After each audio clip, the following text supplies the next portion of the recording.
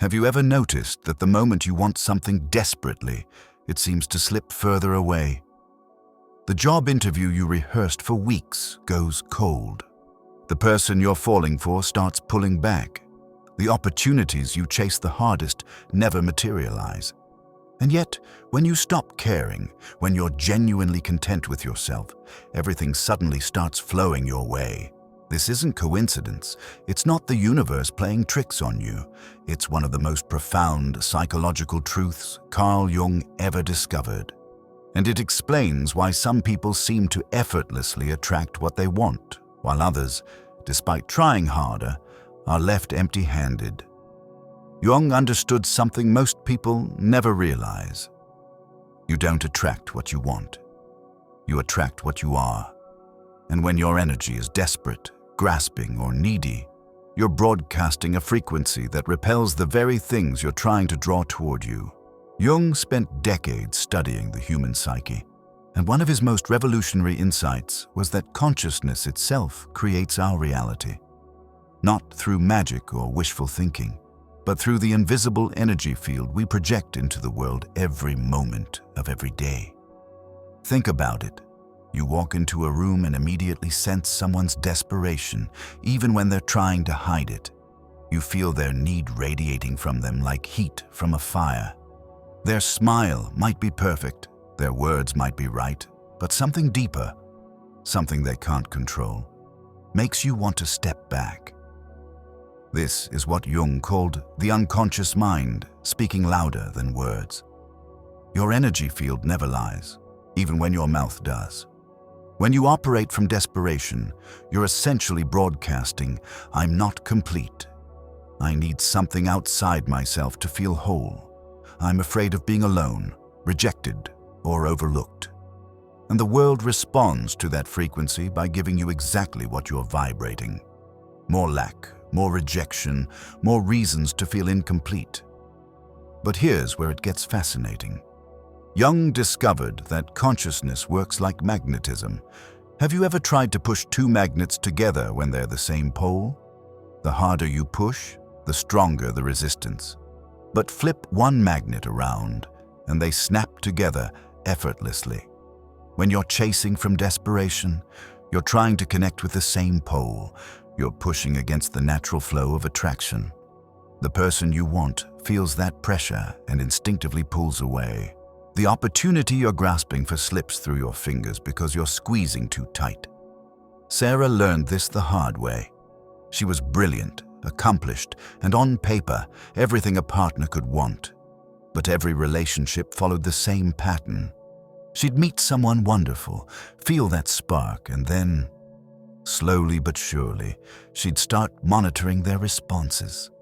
How long between texts? What did that tone mean? Why didn't they call when they said they would? She never voiced these concerns, but her energy changed. She became vigilant, scanning for signs of rejection before they even appeared. And inevitably, her partners would start feeling suffocated by an invisible pressure they couldn't name. Jung would have recognized this immediately. Sarah wasn't loving. She was clinging. She wasn't connecting. She was trying to control. And that energy, no matter how well disguised, created the very rejection she feared most. But why do we do this to ourselves? Why do we chase what we want away? The answer lies in what Jung called the shadow, the parts of ourselves we refuse to acknowledge or integrate. Jung discovered that every desperate pursuit is actually a shadow projection. When you chase love frantically, you're not seeking another person. You're seeking the part of yourself you believe is missing. When you chase success obsessively, you're not pursuing achievement. You're running from the fear that you're not enough as you are. The shadow contains everything we've pushed down, denied, or rejected about ourselves. And here's the crucial part. The shadow has its own agenda. It will sabotage your conscious efforts to get what you want because it knows you're not ready to receive it. Think about Marcus, a talented artist who spent years chasing recognition.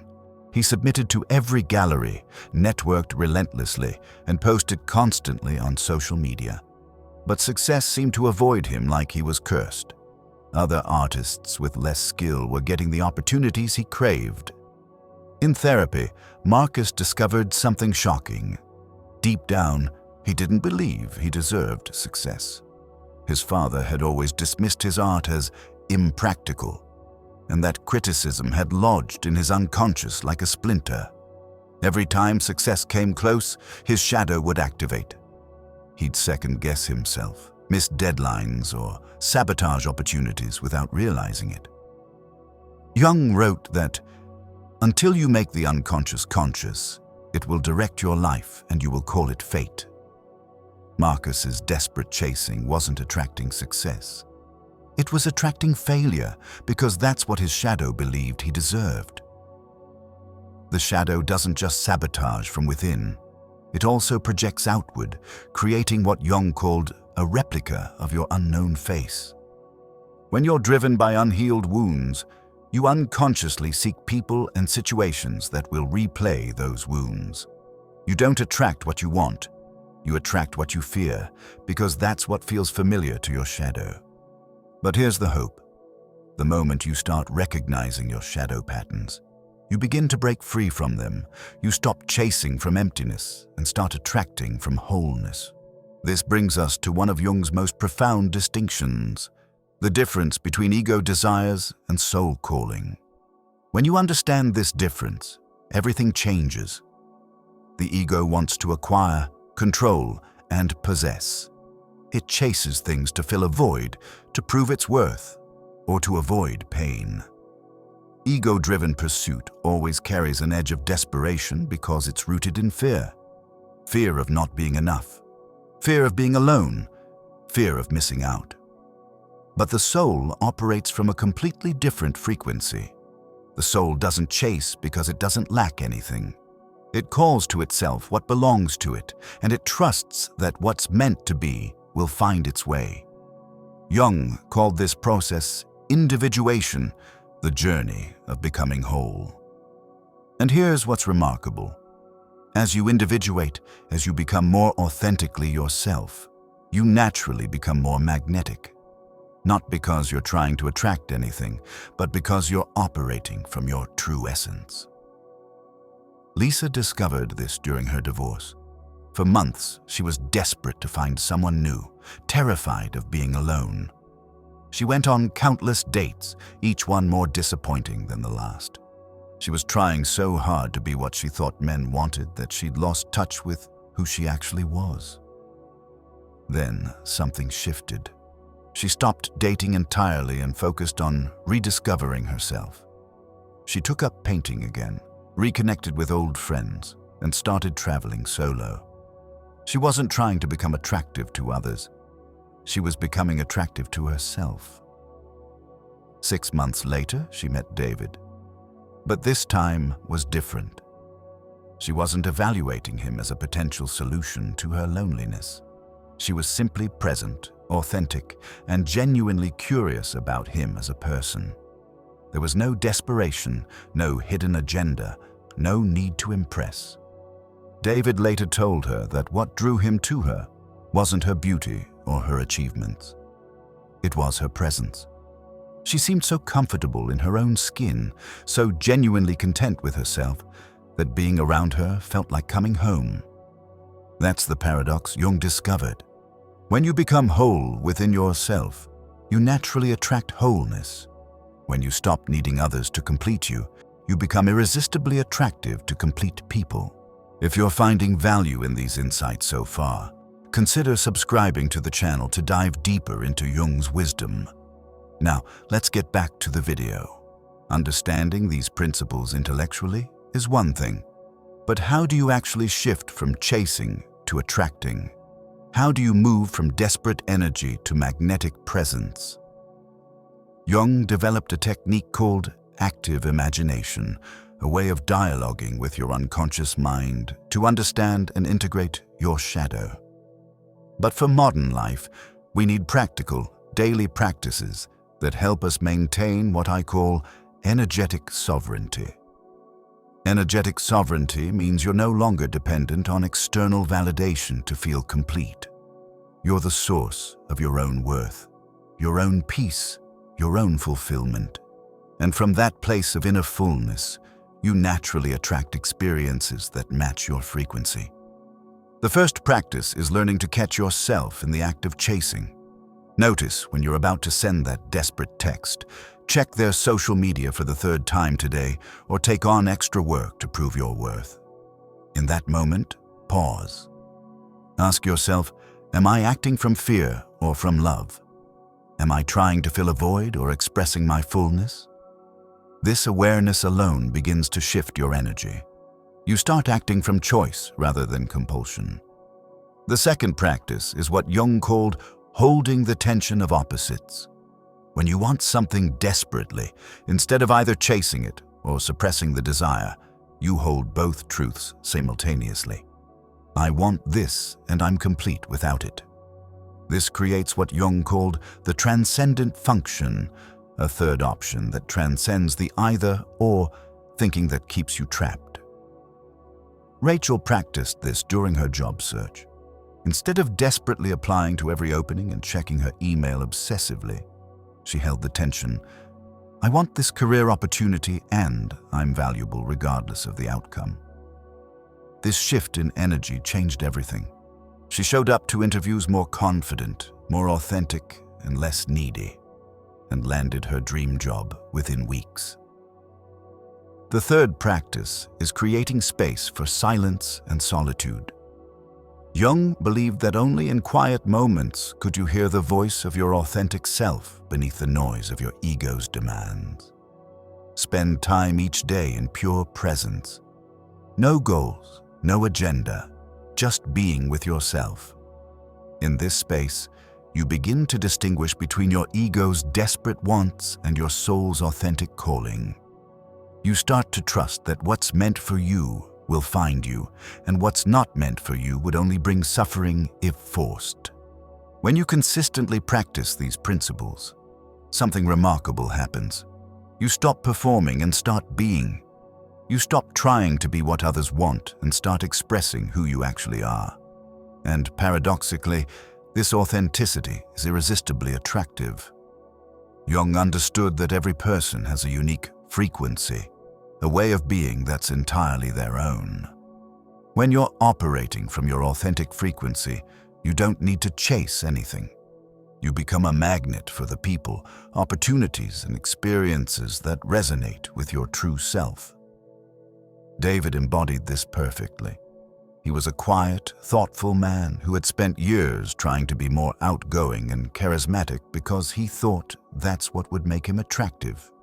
He forced himself to go to networking events, tried to be the life of the party, and pushed himself to be someone he wasn't. The result? He attracted people who were drawn to his false persona, not his authentic self. Relationships felt exhausting because he was constantly performing. Career opportunities felt hollow because they were based on who he was pretending to be, not who he actually was. When David finally stopped performing and started being himself, everything changed. He stopped forcing conversations and started having meaningful ones. He stopped networking frantically and started building genuine connections. He stopped trying to impress and started expressing his true thoughts and feelings. The transformation was magnetic. People were drawn to his authenticity, his depth, his quiet confidence. He attracted a partner who loved him for exactly who he was, not who he was trying to be. He found work that aligned with his values and utilized his natural gifts. This is what Jung called living from your authentic frequency. It's not about being perfect or having it all figured out. It's about being real, being present, and being yourself without apology. When you live from your authentic frequency, you don't need to chase anything. You become what you once sought externally. You don't need others to validate your worth because you know your value. You don't need to control outcomes because you trust the process. You don't need to perform because your authentic self is magnetic enough. Here's the truth Jung wanted us to understand. This magnetic presence isn't something you need to achieve. It's something you need to remember. It's your natural state, Beneath all the conditioning, wounds, and false beliefs you've accumulated over the years, every child is born with this magnetic authenticity. Watch a toddler. They're completely present, utterly themselves, with no agenda beyond expressing their truth in each moment. They don't chase love, they embody it. They don't seek attention, they naturally command it through their pure presence. Somewhere along the way, we learn to doubt this natural magnetism. We learn to chase, to perform, to seek outside ourselves what we already possessed within. We learn to be afraid of rejection, abandonment, or not being enough. But Jung's work shows us the way back. Through integrating our shadow, individuating into our authentic self, and living from our soul rather than our ego, we return to that natural magnetic state. The irony is perfect. The moment you stop chasing, everything starts chasing you. The moment you stop needing external validation, you become irresistibly attractive. The moment you stop trying to be what others want, you become exactly what the right people are looking for. This isn't a technique or a strategy. It's a return to your true nature. It's remembering that you are already whole, already complete, already worthy of everything you seek. So here's your challenge. For the next week, notice every impulse to chase. Every time you want to send that text, check their status, or do something to secure another's approval. Pause. Ask yourself, what would I do if I were already complete? How would I act if I were already enough? Then act from that place of wholeness. Don't chase the job. Become so skilled and confident that opportunities seek you out. Don't chase love. Become so genuinely loving toward yourself that others are drawn to your warmth. Don't chase success. Become so aligned with your authentic gifts that success flows naturally. This is Jung's ultimate message. You already are what you seek. The love, the success, the recognition, the peace. It's all within you, waiting to be remembered and expressed. Stop chasing, start being, and watch as everything you've ever wanted begins to chase you.